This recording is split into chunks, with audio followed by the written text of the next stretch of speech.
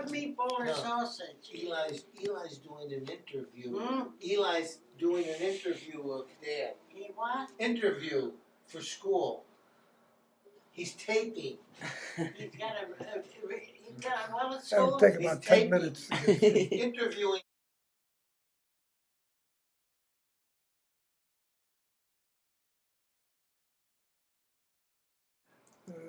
It was really routine at that time. In 1939, when I enlisted, there was only about less than 200,000 in the Army, and we were scattered all over the world. And so there really wasn't that much emphasis on the military as there is today. For whatever reason, I really can't say, but about a year after I had enlisted, I said, geez, I'd like to go overseas. And at that time, there was 3 places that were, for the most part, had quite a few of our military, which was Hawaii, Philippines, and Panama. And I, being on the East Coast, I said to myself, well, I'll go and put in for overseas duty in the Philippines before I was due to come back. So with about 6 months to go on my enlistment, war was declared, and eventually, as it turned out, I got captured. And then that was another story. And everything was going along smoothly, and then one morning, as I recall,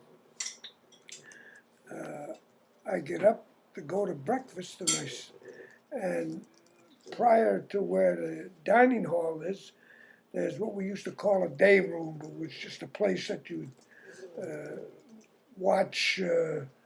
Well, at that time you didn't have TV, but you'd listen to the radio, and as I entered the room there, I noticed quite a few people just listening to the radio, which was unusual because normally there were just a few guys lying around.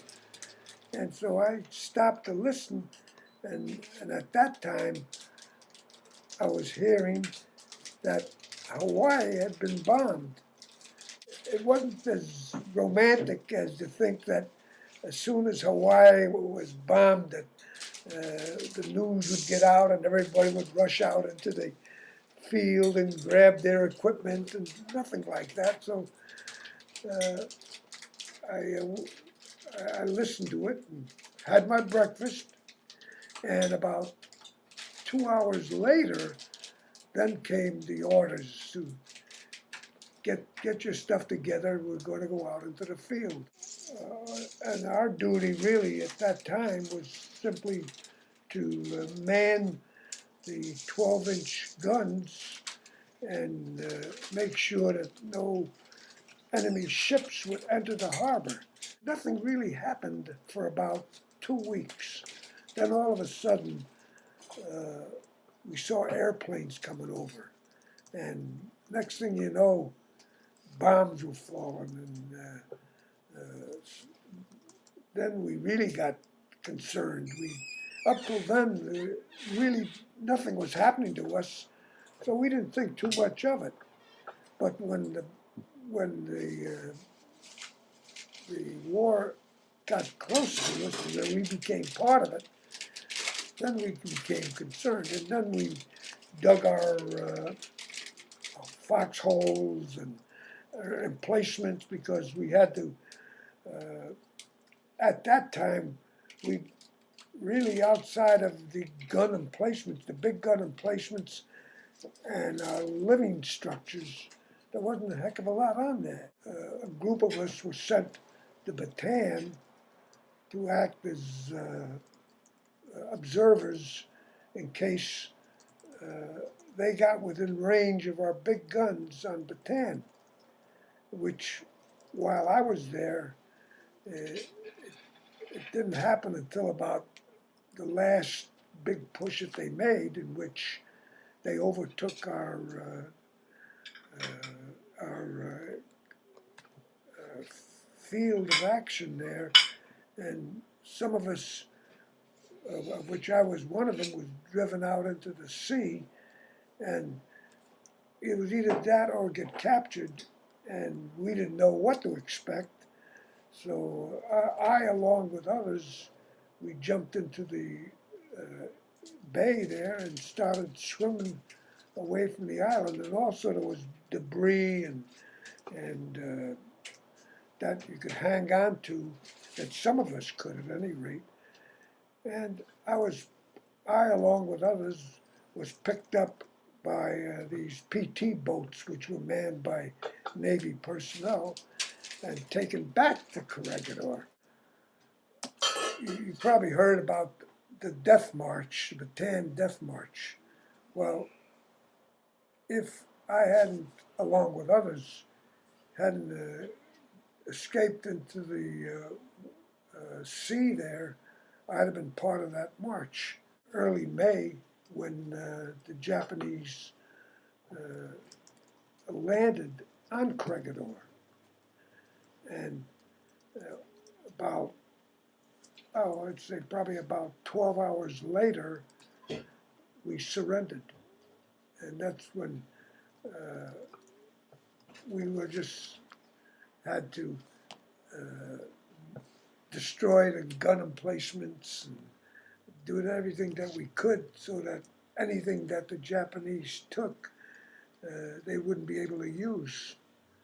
And from that point on, it was just a case of being a prisoner of war. And so they put us aboard a ship and took us to Manila. And from that point, that's when they dispersed us to various prison camps in the Philippines.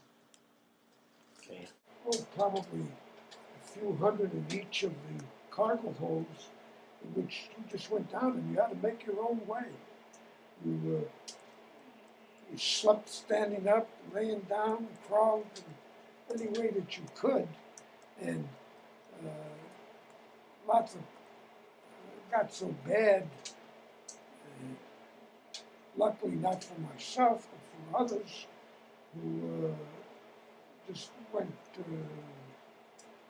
actually went crazy. There was 6 of us, of which 4 of them were out of my outfit.